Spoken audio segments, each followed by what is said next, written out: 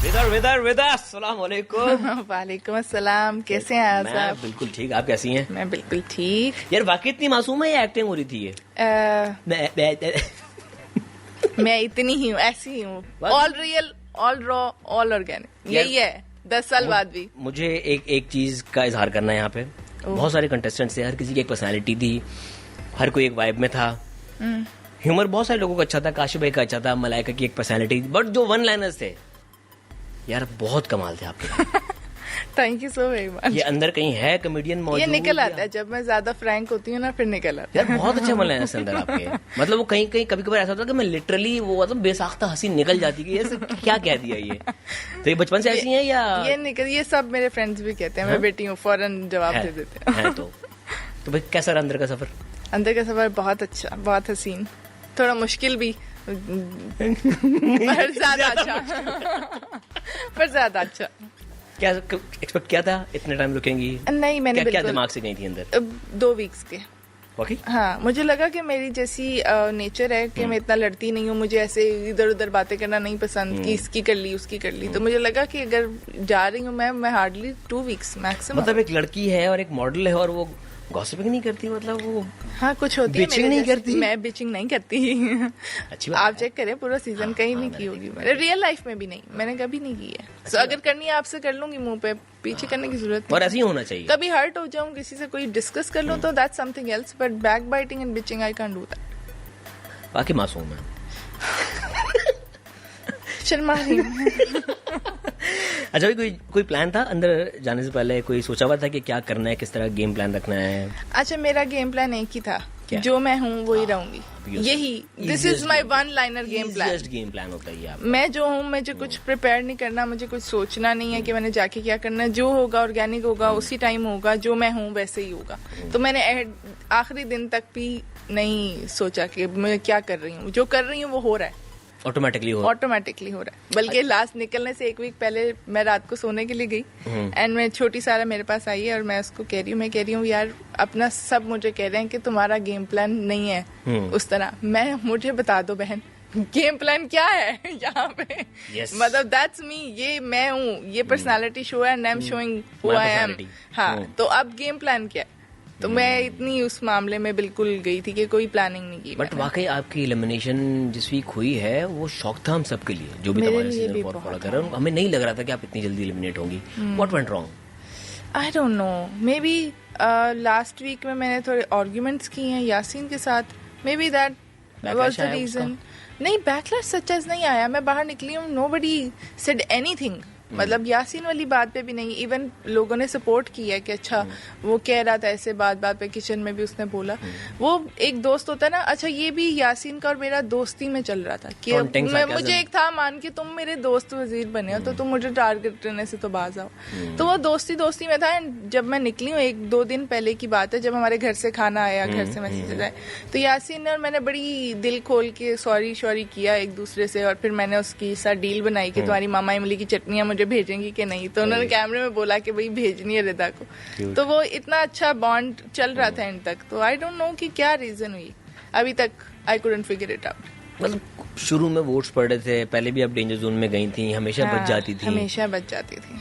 इस बार I guess आप weakest नहीं थे और ऑडियंस ने बाकी कमेंट्स में भी कहा कि यार नहीं। मैं आपको बताऊं, जब मैं बाहर आई हूँ और लोगों ने जैसे मुझे कंधों पे बिठाया ना, तो मुझे बाहर आके पता लगा कि मैं नहीं थी वीकेस्ट। अभी तो बिल्कुल। अच्छा भाई, ये इन्होंने सिंबॉलिक बात की है, कंधों पे वैसे नहीं बिठाया, लोग कंधों पे बिठा के जा रहे हैं। ऐसे प्यार से, वो वाला नहीं है, प्यार से के हमारी रिदा बाहर आई है। आजाद हो गई रिदा।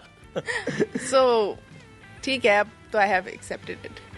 बट कहीं ना कहीं रिग्रेट होता है कि जल्दी निकल आई, फाइनल तक जाना अभी चाहिए था। अच्छा, रिग्रेट तब होता है जब मैं अपने फ्रेंड्स को बैठे देखती हूँ ना, जब वो गार्डन, क्योंकि गार्डन हमारा वो एरिया जहाँ पे हमने बैठने रोज का सेशन है। तो अभी भी मैं कल परसों एपिसोड में देख रही थी कि चारों वहाँ पे बैठे हुए हैं बीन बैग्स पे, वहाँ एक स्पॉट खाली है अभी भी। तो मुझे वो देख के बहुत, जब वो भी फन कर रहे होते हैं, आपस में बातें कर रहे होते हैं, खेल रहे होते हैं, तो मुझे बहुत फील होता है कि अच्छा सब हैं, मैं नहीं हूँ वहाँ पे।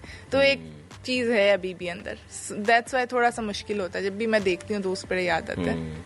क्योंकि अभी मैं और एंजॉय करना चाह रही थी और जीना चाह रही थी दोस्तों के साथ। लेकिन सर, एक अंदर की एक गेम की देखें खास बात क्या है, जब तक आप अंदर होते हैं बॉन्डिंग, दोस्तियाँ, सब दिख रही होती हैं, एक लम्हा आप नजर से ओझल होते हैं तो आपको कहते हैं यार कहाँ गई। हाँ। लेकिन द मोमेंट यू एलिमिनेट, उसके बाद शायद 2 मिनट 3 मिनट आपकी बात होती है और फिर आपकी बात नहीं होती है, वो खलता है। खला आपको? अच्छा, खला इसलिए नहीं क्योंकि शुरू में तो सेकंड डे तो बहुत बात हुई, मेरे सब फ्रेंड्स ने बहुत बोला, बहुत डिस्कस किया।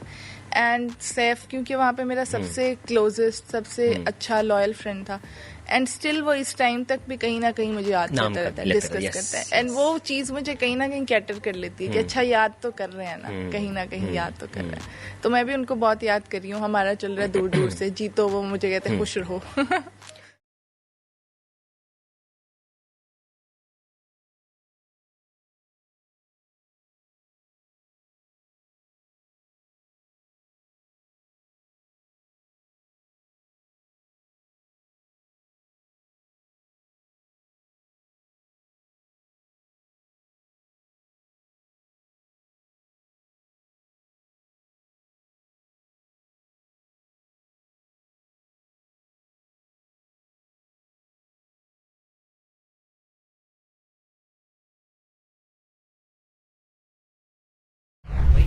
घर में हर तरह की पर्सनालिटी है, आपने तरह तरह के लोग देखे, तरह तरह के।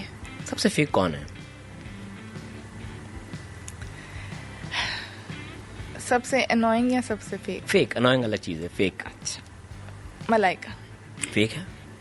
मलाइका फेक नहीं है, बट अभी तक मुझे लगता है कि मैं उससे क्लोज भी थी, एंड पे तो हमारी बॉन्डिंग भी अच्छी थी, बट समहाउ मुझे लगता है मैं उसे अंडरस्टैंड नहीं कर पा रही अभी तक भी कि वो मैंने एक दफ़ा शायद एक गेम में बोला भी था कि तुम जो रात को होती हो वो कुछ और है, सुबह कुछ और है, तो I couldn't get it.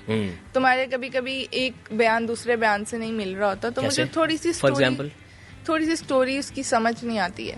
Somehow जब वो कह देती है मैं एक काम मुझे नहीं आता करने, and the next moment she is doing it fine, फिर कभी उसकी लाइफ के एक्सपीरियंस कुछ और थे, फिर थोड़ी देर बाद थोड़ा सा नैरेटिव चेंज हो जाता है। अपनी कहानी खुद भूल जाती हैं वो? पता नहीं, यहाँ तो मुझे नहीं समझ आ रही उसकी, या हो सकता है वो रियल हो, मैं अभी कुछ कह नहीं सकती, मुझे समझ आने में थोड़ी सी मुश्किल हुई है। मुझे उसकी ना एक चीज थोड़ी सी आएंगे शो में जरूर पूछूंगा। उन्होंने बताया कि वो सियालकोट से हैं, वो पाकिस्तान से बाहर कहीं नहीं गई शायद, तो उनकी फर्स्ट लैंग्वेज इंग्लिश कैसे है? ये एक रिडल है, एक पजल है जो आएंगी तो मैं उनसे डिस्कस करूंगा। ये जब आपने भी डिस्कशन की इस बारे में? नहीं, हमने अंदर ही की थी वहीं पे। क्या जब जवाब? सैफ ने बोला था कि जब आप पाकिस्तान में पैदा हुए हो, एक हाउस होल्ड में रहे, जो कि मैं उनकी लाइफ स्टोरी भी सुन चुकी हुई हूँ कि उन्होंने बहुत मुश्किल से सरवाइव किया एंड बहुत हार्ड टाइम देखा, एंड उस सारे टाइम में फर्स्ट लैंग्वेज इंग्लिश थोड़ी समझ नहीं आती, क्योंकि मुझे लगता है घरों में नहीं बोला जाता, घरों में नहीं बोला जाता, एंड आप जब बात कर रहे होते हो, आप पैदा होते हो, आप उर्दू में बात करें क्योंकि आप ऐसे ही घर में पैदा हुए, उसी ब्रॉटअप में हो, उसके बाद आप सीख रहे हो, इवॉल्व हो रहे हो, चेंज हो रहे हो, वो एक सेपरेट केस है, but first language will be Urdu, कुछ भी उर्दू, या कोई हमारी रीजनल लैंग्वेज हो सकती है, पंजाबी हो सकती है, सिंधी हो सकती है, सराइकी हो सकती है, कोई भी हो सकती है, बट इंग्लिश नहीं। अच्छा भाई, अनोइंग कौन है सबसे ज्यादा? ज़ैनब। ज़ैनब बहुत अनोइंग है, मैं तो पूरे जानबूझ के कर रही है वो, या वाकई ऐसी है? क्योंकि हम तो देखें 24 घंटे में से 1-1.5 घंटा देखते हैं दिन का, आपने 24 घंटे गुजारे हैं, आपको मैंने ज्यादा उसके बेहतर साथ पता 24 घंटे में से 1 घंटा भी नहीं गुजारा। वाकई? हाँ, सो आपने शायद घंटे की एपिसोड देखी, मैंने इतनी भी नहीं देखी, मैंने दूर दूर से देखा है। अच्छा, उधर से गुजर जाओ, इधर नहीं आना प्लीज। बिल्कुल वाइब मैच नहीं हुई आपकी? मेरी ज़ैनब के साथ नहीं हुई। शुरू में जब वो वापस आई थी, एलिमिनेट होने के बाद वापस आई थी, तो मुझे लगा वो पॉजिटिव है, काफी चीजें चेंज हो गई हैं, थोड़ा थोड़ा सिंक करना शुरू है, पर एक दिन एक बात पे फिर से मुझे लगा कि अब तो ये वही हो गई, एंड ऐसा ऐसा उसने बाकी सब की लड़ाइयों में बताया कि मैं अभी वही ज़ैनब हूँ, तो फिर से मैंने अवॉइड करना शुरू कर दिया। मैंने मतलब क्या? जो लड़ती है बगैर वजह के और जिसका जबान पे कोई कंट्रोल नहीं है। यार अगर जबान के कंट्रोल की बात की है तो फिर किसी हद तक महम के भी नहीं है, वो भी बहुत कुछ कह जाती हैं। हाँ, पर वो इतना हर्टफुल नहीं बोलती।